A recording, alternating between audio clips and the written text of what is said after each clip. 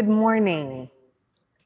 Welcome to the Boise Unitarian Universalist Fellowship's Zoom service. I am the Reverend Sarah Lawal. It is my great honor to serve this beloved community, and we are so glad that you have joined us this morning. Whoever you are and wherever you are on your spiritual journey, you are welcome here. Whoever you love and however you identify, you are welcome here.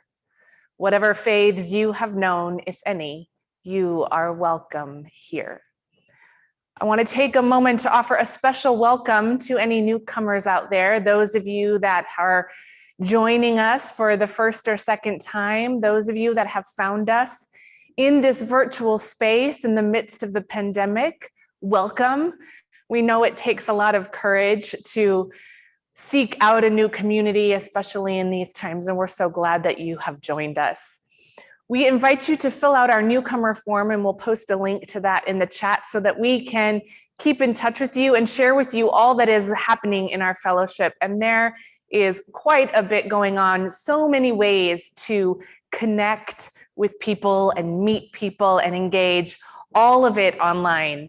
All that we offer online is always posted on our website and multiple places on our event calendar and virtual community page. I want to remind everyone that our connection dinners are still rolling through the month of March, and you can sign up to join a small group of boofers to get a beautiful soup from a local purveyor to make with everyone and just have some time in a small group environment, sharing dinner together and exploring how we are thriving as a fellowship. I also want to remind everyone that our plate partner nominations are open, and we're nominating and seeking organizations to support with our social justice plate partner for the next program year. And those newcomers that are with us, our Inquirer series continues today with a session on membership. I hope that you will stick around after the service and join us in your own breakout room to learn more about this fellowship and connect with other newcomers. Each month, this congregation chooses a local nonprofit as a plate partner, sharing 25% of our monthly unpledged plate offering. For this month of March, we are so happy to be partnering yet again with the ACLU of Idaho, whose work, especially during this legislative session, is amazing. And here to share more about their mission and some highlights of their work this year is Kelsey Dillon. Welcome, Kelsey. Thank you so much, Reverend, and thank you so much to everyone here for inviting me and making the ACLU your plate partner. It's been such an honor to continue to work with you guys over the years and have your support, so thank you. So I thought I would just kind of share a little bit about what's going on in the State House, as well as kind of giving an outline of some of our new legal work that we've been working on and some recent victories, and then a little bit of kind of organizing work that we're doing within the community too. That's pretty great. So as most of you probably know, the State House can be very rough this time of year. And this session is honestly no exception.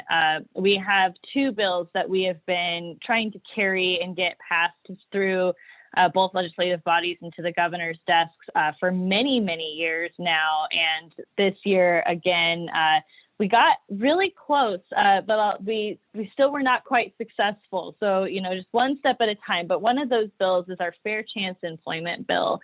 And what that bill does is it essentially bans the box on job applications and housing applications that asks if someone's been convicted of a felony. The reason why we're trying to do this is because we've seen incredibly high rates of recidivism in our community and across the country when folks serve their time and they are released from prison and they can't find jobs, they can't get back into the community to really live their lives again. And so it costs a lot of money. It's not fair to the folks that have, served their time and are trying to move on and live their life. And so this is actually at no real issue to businesses either. They're still able to ask, in an interview, like if you have any felony convictions or things like that. So that all still comes through. Unfortunately, there were just some concerns about the cost to businesses, which would be really minimal, just kind of general background check stuff as well. But we did get pretty close this year. So we're hoping that next year, through more work through our criminal justice group and some organizing, that we will be able to get even farther. But that bill, unfortunately, died this last week in committee. Another one that we are working on is a driver's license campaign. It's referred to as Manejando Sin Miedo, and that means driving without fear. And it is intended to provide undocumented immigrants with driver's licenses. We've seen that it's much safer for the entire community. Insurance rates go up, leaving the scene of an accident decreases.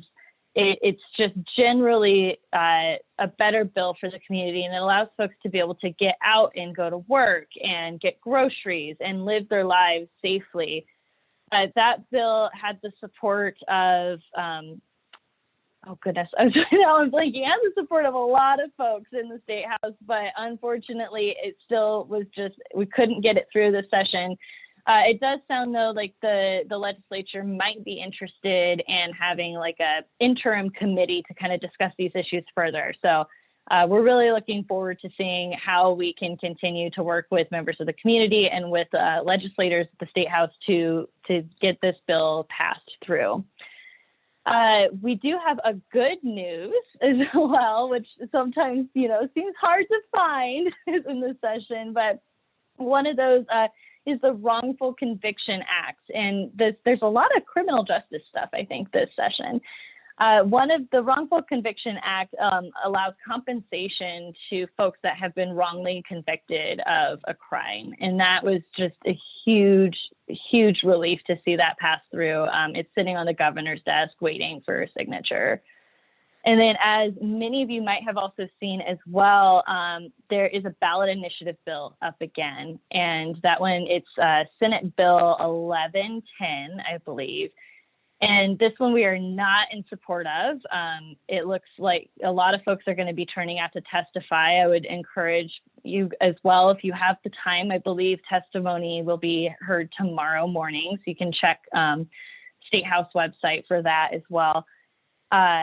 And that bill will take it to where, so right now we have to have 6% of signatures, or 6% of registered voters in 18 districts to get a ballot initiative like on the ballot. And they want to change it to where you would have 6% of registered voters in all 35 districts, which would make it nearly impossible to ever get an initiative on the ballot. So transitioning out of legislative work into legal work. Oh, thank you to whoever dropped that in the chat. It was very helpful. So in our legal context, so last legislative session, a bill came out of the State House and was signed. That was House Bill 500, which banned transgender girls and women from competing in sports. And that turned into a lawsuit last year where we worked really, really hard to try to get an injunction filed to not allow that bill to come into effect, or that law to come into effect. We were successful at that for the time being. However, the court still has to hear arguments. We still have to go through the whole process. And so it was a temporary win, but it's not a permanent win. And that we will be having our oral arguments there May 3rd coming up. So we're very, very excited to see how that goes. We will be having folks from national as well, from our national office, Chase Strangio, who is attorney for the LGBTQ Rights Project, will be giving the oral arguments. And then we had a recent really, really big success as well in our legal department, which was our Idaho Department of Corrections case. In 2017, a professor at the University of Idaho, who's a lethal injection professor, filed a public records request to learn about where lethal injections were coming from in Idaho's most recent executions in 2011 and in 2012. And it was an utter disaster what she got. She got like 40 documents, maybe. Over half of it was redacted. None of the information that she was seeking was there. And so she reported it to us. We ended up filing suit, and it we had a partial win, but in that aspect, we've learned that the Department of Corrections had documents just everywhere. They were not organized in any way. They were scattered about in various different buildings. And so we ended up going back to court, and just recently we had a full victory where they were to turn over everything. We found the source of the lethal injection pharmacies, one of which was a pharmacy in Arizona that had been investigated by a government oversight agency after a woman passed away from a face cream that they compounded. And then the second one was in the state of Washington. The pharmacist was later put on probation as well. And the state of Idaho paid $10,000 in cash for these drugs to keep them off the books. So some really, really sketchy stuff there. We're continuing our investigation to hold the state accountable, but we're really, really excited about that win. And then finally, I just want to share this really special project with you that I'm actually going to hold up. I'm not sure if we'll be able to see it too well, but these are our butterflies, and this is our DACA minted project, Deferred Action for Childhood Arrivals. And this is a really, really wonderful project that we've been working on. One of our colleagues, her name is Roselli, she's been in charge of this. They've made hundreds of paper butterflies that have facts about DACA on them, what the program is, what immigrants give to our community. And these butterflies have migrated all over the state, from Boise to Pocatello to Moscow. And they're actually in the process of making their way all the way to Washington, D.C. right now to encourage immigration reform at the national level. So we're very, very thrilled about this project. It's great to see the response. You might see butterflies around town as the weather gets nicer. So yeah, that is all I have for you today. I hope that gave you a nice scope. And again, just thank you so much for your support and for inviting me here. Thank you, Kelsey. Thank you for all of that wonderful work that you're doing, many initiatives that we are keeping our eyes on as well. And just know that you have a cadre of supporters surrounding you and applauding the work and cheering you all on as you go. Thank you so very much. As we gather together each week, even virtually, we take a moment to acknowledge that the land upon which our church and homes exist is the ancestral land stolen from the Shoshone Bannock, Paiute, Nez Perce, and other tribes who inhabited a vast region, including much of Idaho, before they were rounded up and forced to leave. This land has a long history, long before colonization. We acknowledge that our presence here today is founded upon the exclusions and erasures of many Indigenous peoples.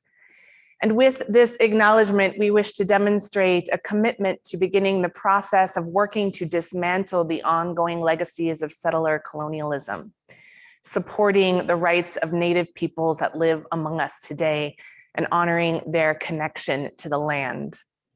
Part of our work in embodying this land acknowledgement is connected to our work of living out our eighth principle of building a diverse, beloved, multicultural community and dismantling racism and other oppressions.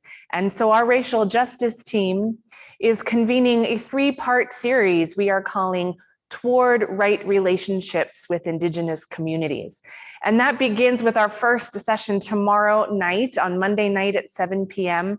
All of the details for these sessions can be found on our website, and we hope that you will be able to join us. Please pre-register if you can, so that we can send you some of the handouts and reading material ahead of time, and we look forward to seeing you tomorrow. Our spiritual theme for this month of March is commitment. What does it mean to be a people of commitment? Certainly our plate partner shows and exemplifies the tenacity of commitment required to ensure civil liberties for all people. And today's service explores what can happen when our commitments to rules and to certainty and to old structures obscures the deeper commitment to our principles and values that we hold so dear. And we explore how we can shine a light on new systems and that serve all of those whom they affect. We have a beautiful sermon today from Rachel Murphy. Music from Nico Ward, Mike Lemieux, and Carrie Bastian, and a brand new hymn from Mike and Carrie too. It's a great service today. So as we enter into this time of worship together, let's take a moment to breathe together. Fill your body with breath.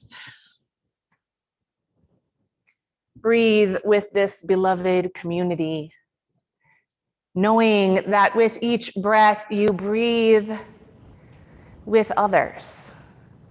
We breathe in that web of connection. We breathe in that commitment to our principles and values. Thou art the song of my heart in the morning. Thou art the dawn of truth in my soul. Thou art the dew of the roses adorning. Thou art the woven whole. Thine is the grace to be steadfast in danger. Thine is the peace that none can destroy. Thine is the face of the need-riven stranger. Thine are the wings of joy. Thou art the deep, to the deep in me calling. Thou art a lamp where my feet shall tread. Thy way is steep past the peril of falling. Thou art my daily bread. Thine be the praise of my spirit uplifted. Thou art the sea to each flowing stream. Thine be the days that are gathered and sifted. Thou art the deathless dream.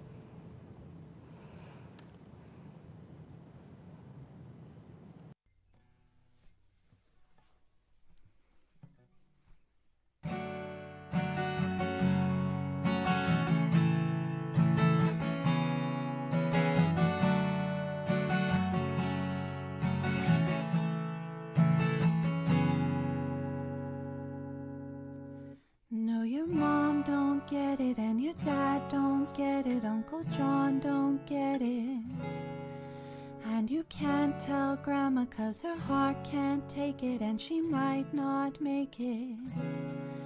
They say don't dare, don't you even go there, cutting off your long hair, you do as you're told. Tell you wake up, go put on your makeup, this is just a phase you're gonna outgrow. There's something wrong in the village, in the village. Oh, they stare in the village, in the village. Oh, there's nothing wrong with you.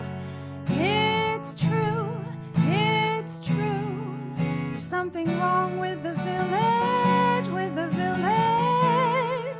Something wrong with the village.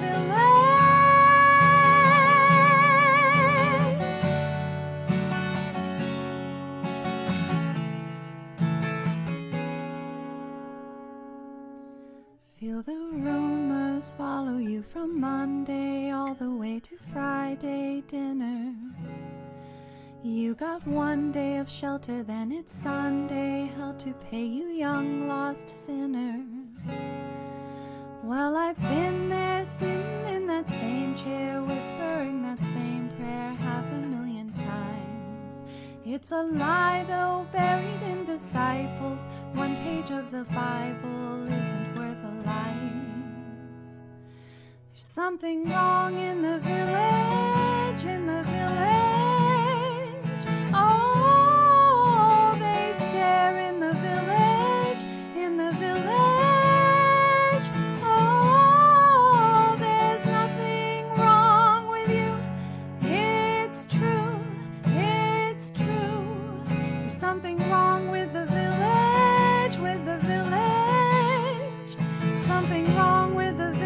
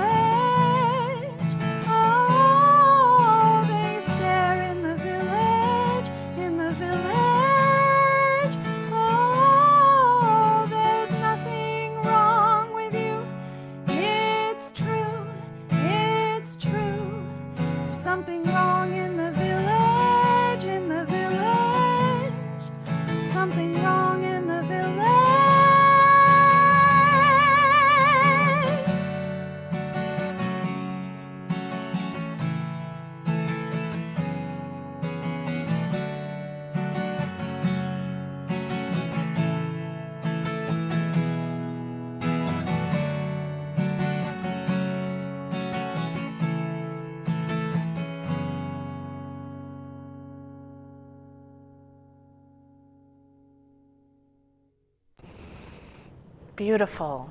Thank you, Nico. Each week we light a flaming chalice, a symbol of our free faith, a beacon of hope, love, and justice. We join in this lighting in solidarity and community with hundreds of other Unitarian Universalists lighting chalices today in homes and virtual worship services across the country, reminding us that we are all connected to one another and to a larger community of faith and love. If you have a chalice nearby, you are invited to light it with us this morning. And if you like, hold your chalice up to the camera and we can click on gallery view and witness all the flaming chalices lit in our community today. And then you are also invited to share in the chat where it is you have lit your chalice this morning.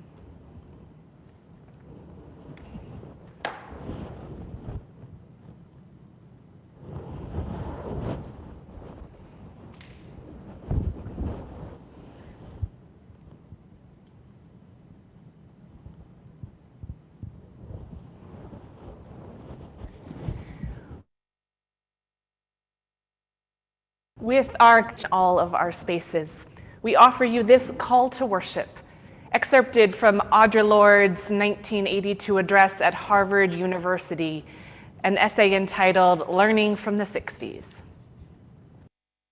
There is no such thing as a single issue struggle, because we do not live single issue lives. Malcolm knew this. Martin Luther King Jr. knew this. Our struggles are particular, but we are not alone. We are not perfect, but we are stronger and wiser than the sum of our errors. Black people have been here before us and survived. We can read their lives like signposts on the road and find, as Bernice Reagan says so poignantly, that each one of us is here because somebody before us did something to make it possible. To learn from their mistakes is not to lessen our debt to them, nor to the hard work of becoming ourselves and effective. There are no new ideas, just new ways of giving those ideas we cherish breath and power in our own living. Come, let us worship together. Good morning, wonderful people. I invite everyone to cozy up for our Time for All Ages this morning. Everywhere we go in our world, in our society, we are faced with rules. And I wonder if you can think of some of the rules for when you're out on the sidewalk, say. Stay to the right of the sidewalk. Don't twirl in circles across the street. Don't climb around on cars. How are the rules of the street, of the road, different from the rules of your house? Are you only allowed to walk on the right side of your kitchen to go get a snack? Or maybe you're banned from twirling in circles in your bedroom or from climbing up on the bed or couch. We are taught and expected to follow a lot of different rules at different times, but do we know the reason for every one of those rules? Some rules are for safety practices, created to make sure you don't hurt yourself or someone else very badly, and that if we do, we treat harm and hurt kindly in order to heal it. But those are only some of the rules we meet in our lives, like keeping off the street and not twirling in circles. That's a safety practice, but that's not all of the rules. Most of the rest are about how we are expected to behave for lots of different reasons, so that everyone does the same thing and is predictable, or maybe so the same people who make decisions or get important jobs and roles are always the one making those decisions and getting those roles. There are times we need to reconsider those expectation rules. There are times when expecting everyone to do the same thing or expecting the same people to make decisions means that there isn't room for our personalities or wants or needs or a diverse culture to shine and to be alive. Those expectation rules really hurt people of color, queer people, and especially young people. So I wonder, when was a time that you saw how a rule that wasn't a safety practice had a negative impact on you? Maybe it stopped you from expressing yourself, or maybe it was just unfair. Today, for our story, we'll explore how we can recognize an expectation rule that is unfair and how we can practice being true to ourselves so that we can challenge the expectation. It is called Amazing Grace by Mary Hoffman and Caroline Bench.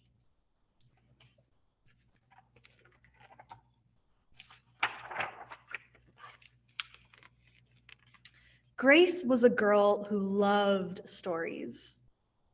She didn't mind if they were read to her or told to her or made up from her own head. She didn't care if they were in books or in movies or out of Nana's long memory. Grace just loved stories. And after she heard them, and sometimes while they were still going on, Grace would act them out. And she always gave herself the most exciting part.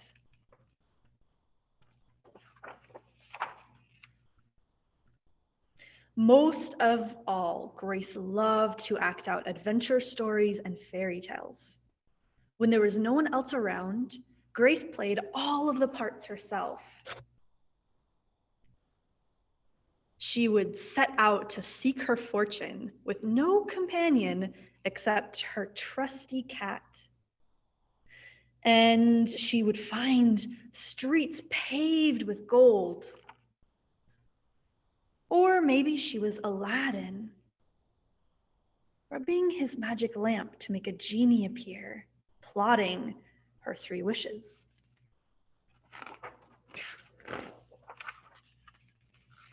Sometimes she could get Ma and Nana to join in when they weren't too busy. And then she was Dr. Grace, and their lives were in her hands.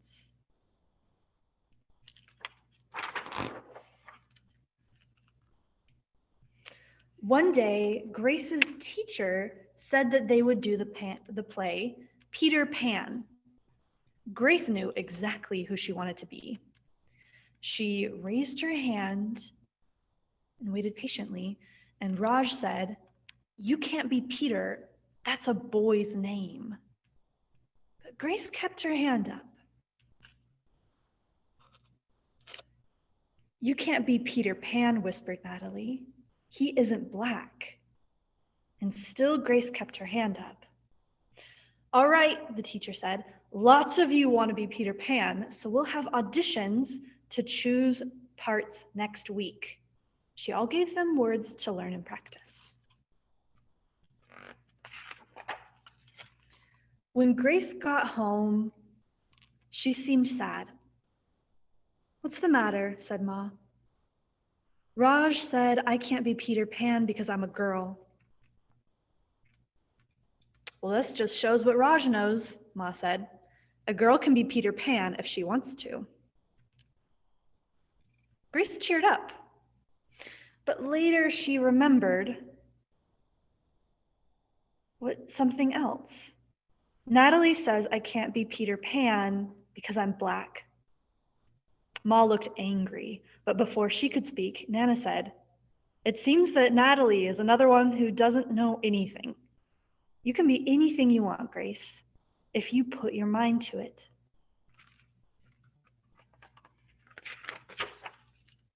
On Saturday, Nana told Grace they were going out. In the afternoon, they caught a bus and a train into town. Nana took Grace to a grand theater.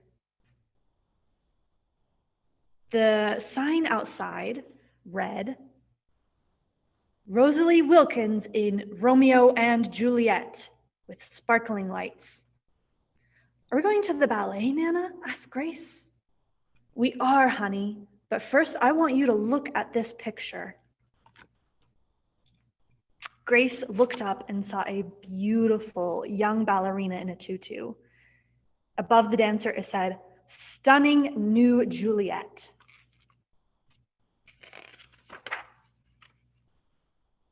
This one is little Rosalie from back home in Trinidad, said Nana. Her granny and me, we grew up together on the island. She's always asked me, do I want tickets to go see her Rosalie dance? And this time I said yes. After the ballet, Grace played the part of Juliet, dancing around in her room in her imaginary tutu. I can be anything I want, she said. She thought to herself. On Monday, the class met for auditions to choose who was best for each part. When it was Grace's turn to be Peter, she knew exactly what to do and all of the words to say. She had been Peter Pan all weekend. She took a deep breath and imagined herself flying. When it was time to vote, the class chose Raj to be Captain Hook and Natalie to be Wendy. And there was no doubt in anyone's mind who would be Peter Pan. Everyone voted for Grace. You were fantastic, whispered Natalie.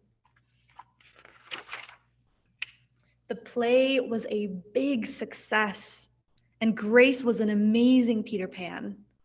All the way home, she said, I feel as if I could fly all the way home. You probably could, said Ma. Yes, said Nana. If Grace puts her mind to it, she can do anything she wants.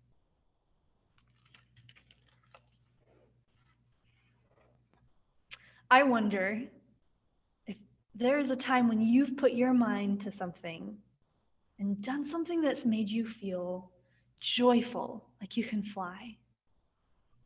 When was a time that you challenged an unfair expectation, like Grace auditioning for Peter Pan? And how did you do it?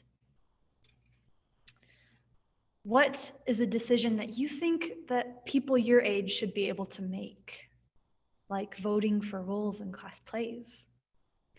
And which of our 8 UU principals did you see in our story?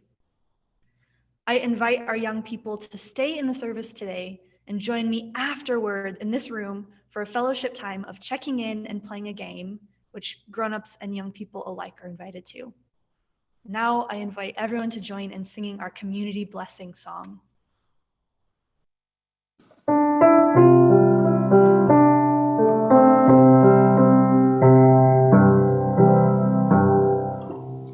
May your mind be open to new learning. May your lips bring truth into the world. May your heart know love and your hands do the work of justice as you go your way in peace. As you go your way in peace.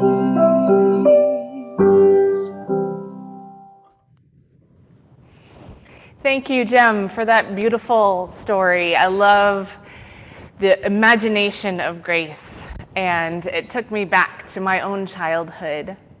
Oftentimes, when we have big dreams and big hopes, it helps to have the support of a community around us. Grace had the community of her family to remind her that she could do and be anything if she just put her mind to it. And we're blessed here to have a community surrounding us, reminding us of all that is possible, all that we can be with the support of one another.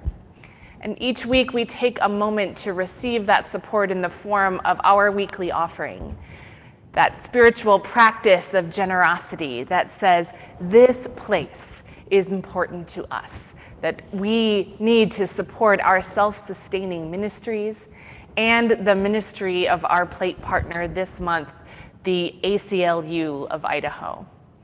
Because when we give, it says something about what we value. We give to those highest aspirations. We give to building a better world. We are thankful for the generosity of this community in so many ways. Our offering will now be received.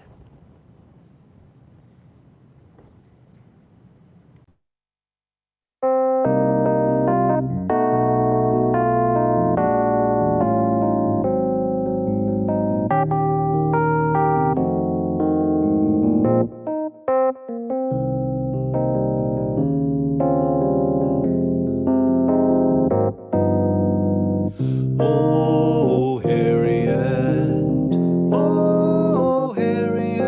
she led that freedom train, kept going back again and again. Oh, Harriet,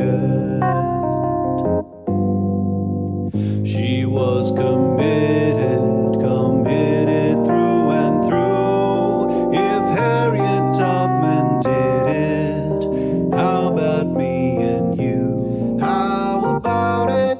Now Harriet got it done. With persistence she won. So come on everyone, we can commit.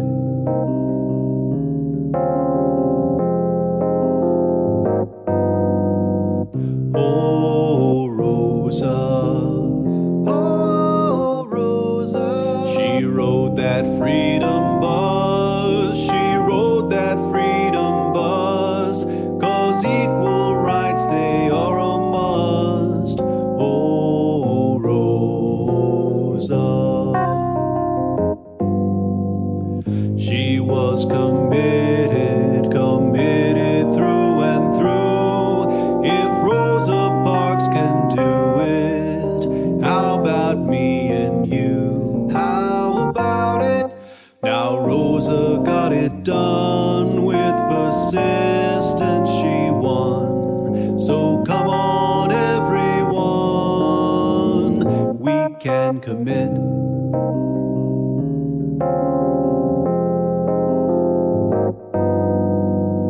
Oh, Stacy, she gathered people in, so our democracy might win. Oh, Stacy,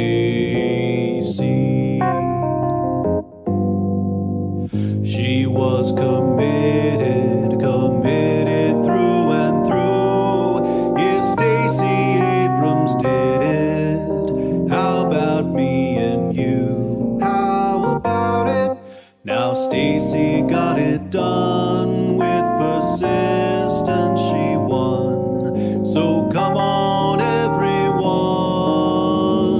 we can commit. We can commit. We can commit. We can commit. We can commit. We can commit. We can commit.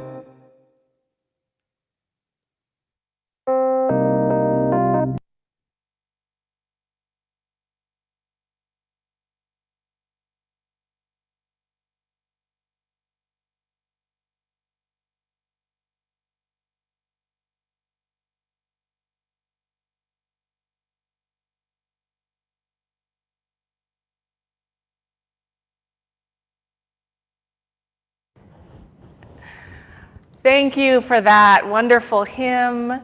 Thank you, Mike and Carrie. Our reading this morning is called Opening, from Margaret Wheatley's book, Perseverance. Two opposing movements determine a great deal about our capacity. Either we open or we close. We withdraw or we step forward. We turn toward or away. We look inward or outward. It is very difficult to open and move beyond ourselves if the world is hostile and frightening. If we're being attacked, misrepresented, or in danger, we instinctively seek to protect ourselves. Whatever armor we've developed quickly wraps around us. We may hide behind harsh words and gestures. We may disappear emotionally, anything to defend ourselves. In such moments, opening to the world feels dangerous. But armor can't protect us for long. The more we protect ourselves, the less capacity we have. We can hunker down and develop stronger defenses consumed by fear and aggression. But after doing this for a period of time, there won't be much left of us. We will have cannibalized ourselves. Opening to the world gives us strength, the will and the capacity to persevere in hostile environments. What we open to is the information and messages we've shut out. We open to the people who still need us, even if a few are attacking us. We open to what our work is now in the face of opposition. We realize that we have to open, no matter how fearful it may seem. Fear always dissolves as we face it directly. We can be assured that things will be less fearful once we open. In the brighter light of undefendedness, we will be able to see the way forward.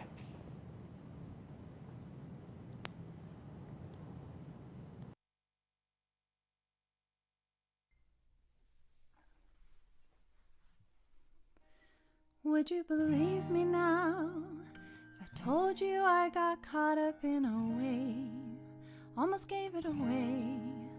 Would you hear me out if I told you I was terrified for days, thought I was gonna break? Oh, I couldn't stop it, tried to slow it all down, crying in the bathroom, had to figure it out, with everyone around me saying you must be so happy now. If you keep reaching out, then I'll keep coming back. If you're gone for good, then I'm okay with that. If you leave the light on, then I'll leave the light on. And I am finding out there's just no other way, but I'm still dancing to the end of the day. If you leave the light on, then I'll leave the light on. Do you believe me now? I always had the best intentions, babe. Always wanted to stay. Can you feel me now? That I'm vulnerable in oh so many ways. Oh, and I'll never change. Oh, I couldn't stop it, tried to figure it out, but everything kept moving and the noise got too loud. With everyone around me saying, you must be so happy now. If you keep reaching out, then I'll keep coming back. And if you're gone for good, then I'm okay with that. Leave the light on, leave the light on. And I am finding out there's just no other way, but I'm still dancing at the end of the day. To leave the light on, I'll leave the light on. Oh, leave the light on. Oh, would you leave the light on? If you keep reaching out, then I'll keep coming back. But if you're gone for good, then I'm okay with that. Leave the light on, I'll leave the light on. I am finding out there's just no other way, but I'm still dancing at the end of the day. Leave the light on, then I'll leave the light on. Leave the light on, I'll leave the light on.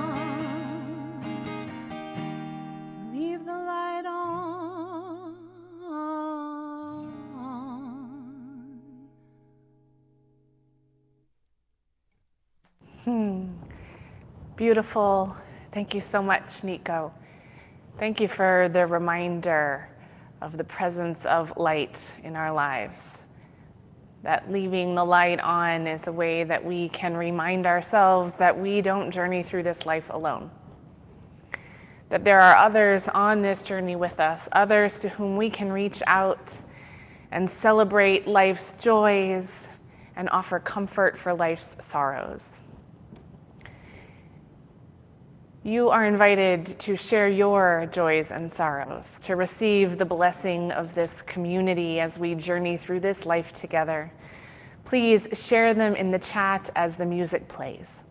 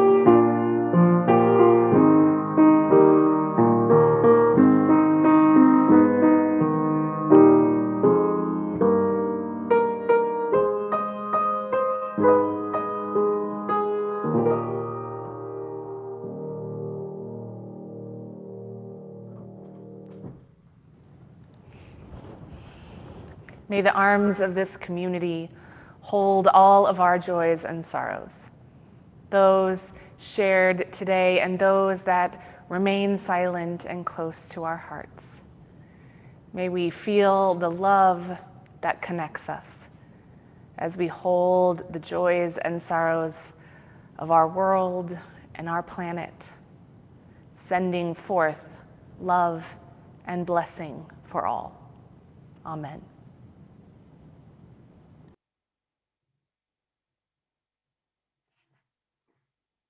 Good morning. I am Rachel Murphy, currently the past president of the board here at Booth. The first romantic relationship I had after my divorce was with a polyamorous widower who lived with his kids, his mother-in-law, and his long-term girlfriend. So not complicated at all. We met, as one does, on a dating app. I saw his profile, I liked his photo. The ethically non-monogamous part gave me pause. Is that a thing now? I wondered. But I didn't pause for long. Most online dating connections never go anywhere, and I certainly wasn't looking for anything serious. So why not give it a try?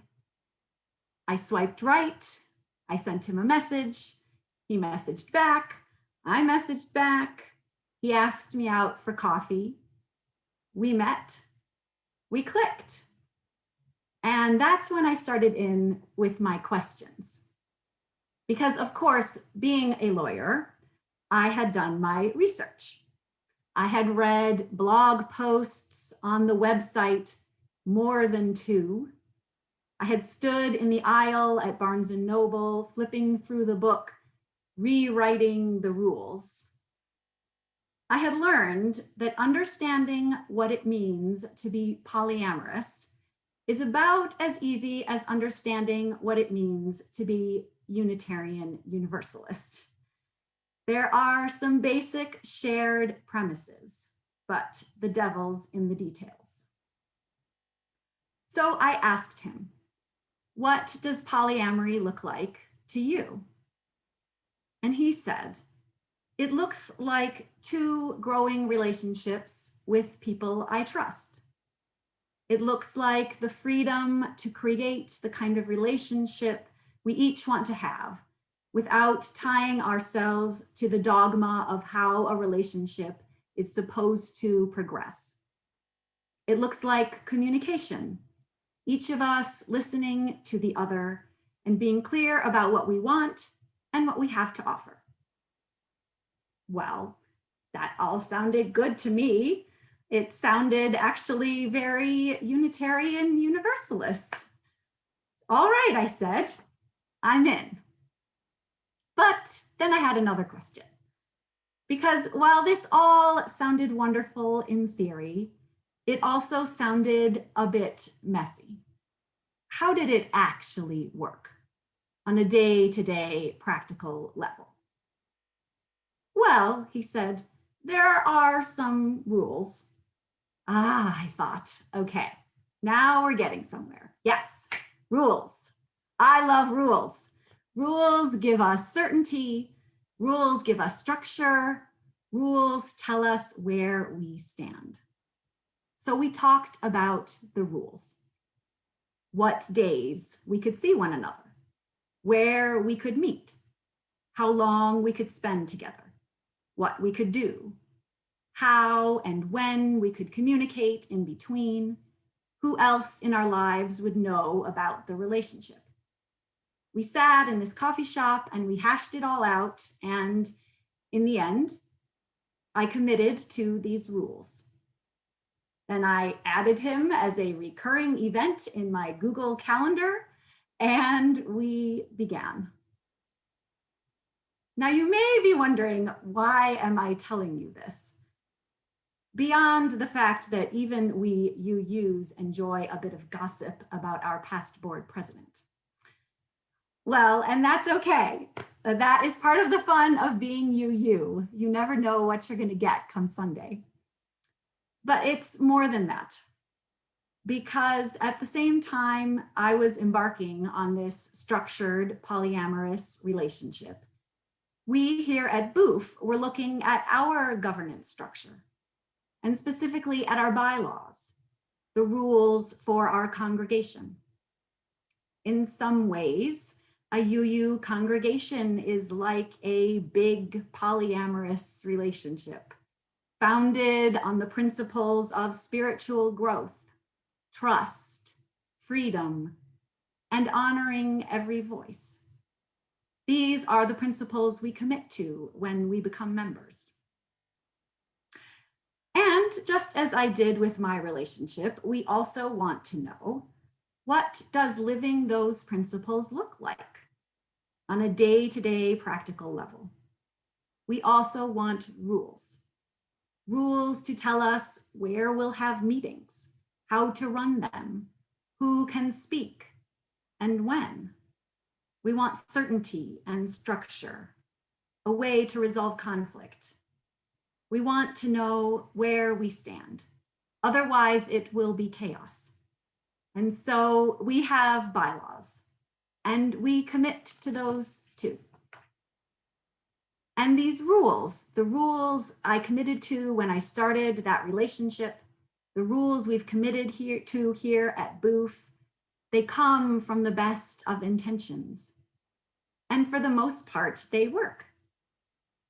But sometimes a day comes when our rules no longer serve the underlying principles. As we learn more about one another and our history, as we open our hearts to different perspectives, we may start to question, Who made these rules? Whom do they lift up? Whom do they invite in? And whom do they keep out? The day comes when we may need to loosen our grip on how things have been done and find a new way to provide the level of certainty and security we need, while making sure that all of those whom our systems affect are able to participate in shaping them. Because you may already have guessed what happened in my polyamorous relationship. The rules worked great for a while. And if he sometimes referred to his other girlfriend as his primary and me as his secondary, what did I care? We had our time together. We had our protocols. I knew where I stood. But change happens. You spend enough time with someone, you get to know them. The structure you've put into place to maintain certainty starts to look more like a box. The day came when we wanted to spend more time together, participate in one another's lives more deeply. And I thought, great, let's just tweak those rules. But instead of saying, yes, this is what we both want, let's do it, he said, I'm sorry. I've asked, but the answer is no. We all committed to this. The rules are the rules. We can't upset the hierarchy. The what? So I don't know how many of you have been watching WandaVision. It's a Marvel show on Disney Plus. The premise is that one of the characters has created a town using magic, and she controls all of the people in it. Another character from outside tries and is finally able to break through the magical barrier around this town. And as she does, her eyes light up in, you know, that way that superheroes' eyes do. They light up, and she is able to see through the illusion. She can see the structural code that is holding it all together.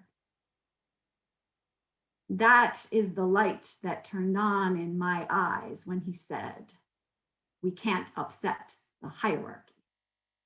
I saw, oh, I was never in control. I was never even on equal footing. I've been living in this invisible structure that I didn't create, whose purpose is to keep things as they are, to keep me from upsetting or changing anything. And then there was the bigger, oh, because that's when I turned that structure seeing light on myself.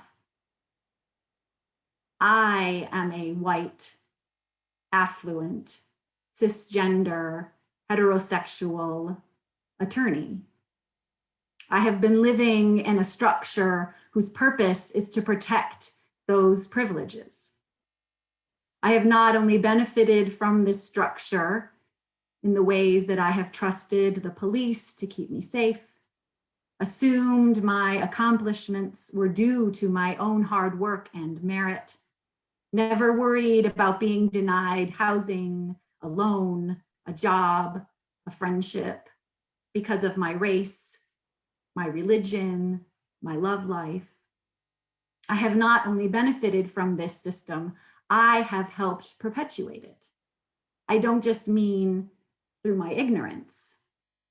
I mean, I have worked for state government, defending police, and a prison system that disproportionately incarcerates Black men.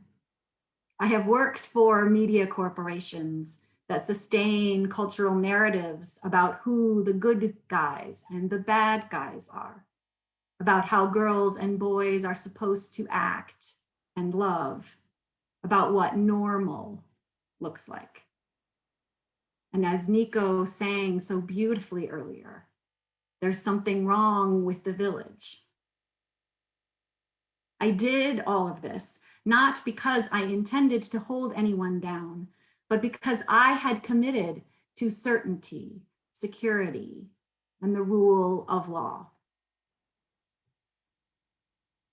I saw this and I was ashamed that it had taken getting my own small taste of subordination in a hierarchical structure, in a relationship that I had not been born into or forced into, but had chosen. That is what it took for me to shine a light on the larger hierarchical structure I have been perpetuating my whole life. I sat in that discomfort. I still do. But sitting there in shame doesn't change anything. What I needed to do was leave this light on, illuminate the structures, and invite change. Thanks to our racial justice team and our 8th principle, whereby we have committed to journeying towards spiritual wholeness by working to build a diverse, multicultural, beloved community by our actions that accountably dismantle racism and other oppressions in ourselves and our institutions. Thanks to these, Booth is providing a place to ask, is our commitment to our rules obscuring our commitment to our principles? And if so, how can we change? This is where shining a light in our congregation, our community, and our social justice work differs from shining a light in our personal relationships. In our personal relationships, when we encounter a power structure that we did not participate in creating, that doesn't serve our commitment to the underlying principles, to growth, trust, freedom, communication, all of the reasons that we enter in these kinds of relationships, we can choose to leave. In our personal lives, we must tend first to the light within ourselves. And in my case, that is what I did. But leaving is not an option for our community. Leaving is not an option for those who have perpetuated a supremacist structure. Leaving is not an option for those who have been held down within it. The only answer is to leave the light on until the structures we are illuminating serve all of us. One way we are trying to do this is to shine the light on our bylaws, to ask about each provision. Whom does this benefit? Whom does this harm? How is this inviting participation, not just from those in the know, but from those who have historically been sidelined? How is this tearing down barriers, enhancing flexibility, promoting consensus building, allowing for new perspectives? How is this dismantling racism and other structural oppressions? Because what we must do in our personal relationships, our congregational governance, and our social justice work in the world is empower all of those involved in or affected by those structures to participate in shaping them. That is the way we ensure that our commitment to our rules never overtakes our commitment to our principles. So as we move forward in this process, we will be asking each of you to participate, to strengthen our commitment to our principles, to leave your lights shining on the structures we create, and to hold us accountable as we shine our own. Thank you.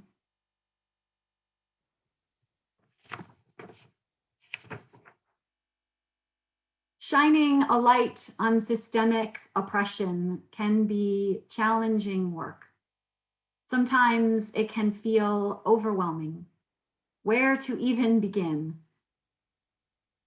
I suggest that before you can shine a light for the world, you need to connect with that light within yourself.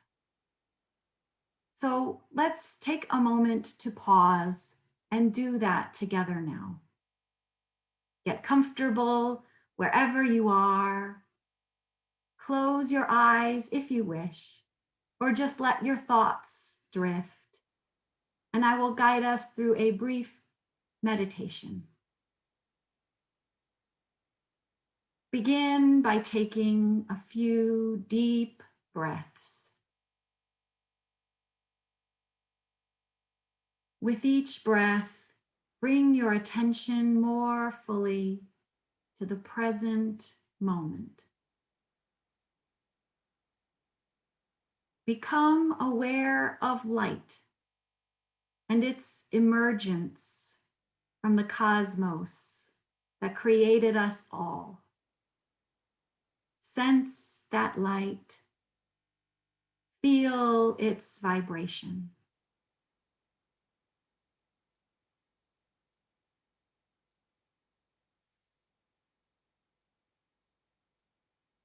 Now become aware of that light within you.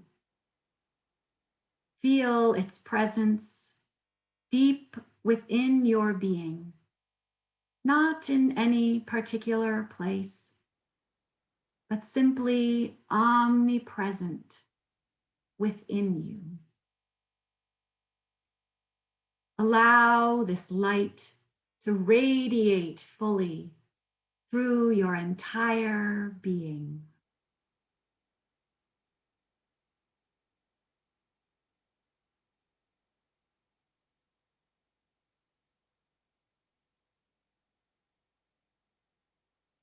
Now, focus your attention on the earth and see if you can perceive at the very core of the earth the light within it.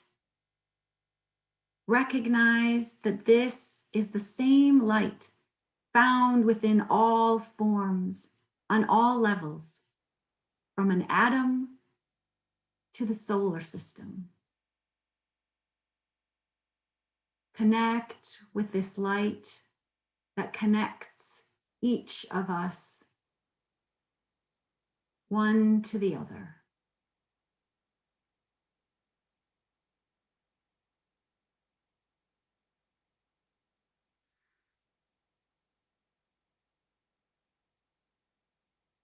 Stay connected to this light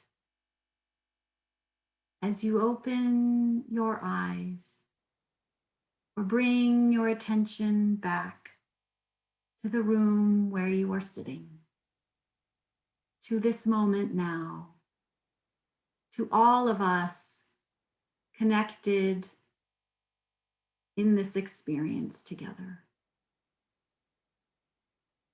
May you continue to shine this light that connects us all from deep within you out into the world. Blessed be.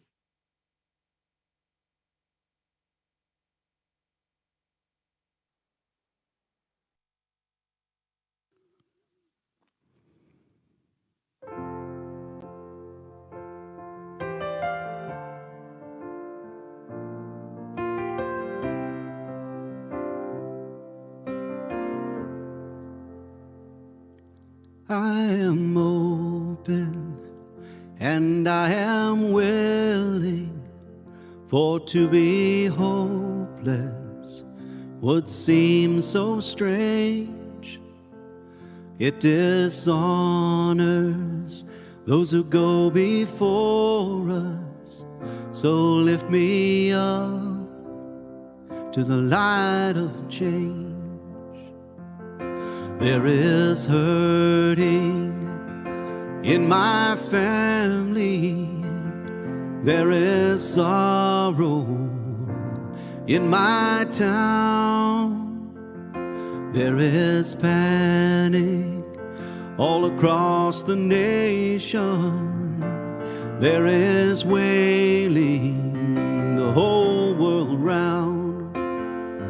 For I am open and I am willing, for to be hopeless would seem so strange. It dishonors those who go before us. So lift me up to the light of change. May the children see more clearly. May the elders be more wise. May the winds of change caress us, even though it burns our eyes. For I am open and I am willing, for to be hopeless would seem so strange. It dishonors those who go before us. So lift me up to the light of change. Give me a mighty oak to hold my confusion. Give me a desert to hold my fears. Give me a sunset to hold my wonder. And give me an ocean to hold my tears. For I am open and I am willing, for to be hopeless would seem so strange. It dishonors those who go before us. So lift me up to the light of change. So lift me up to the light of change.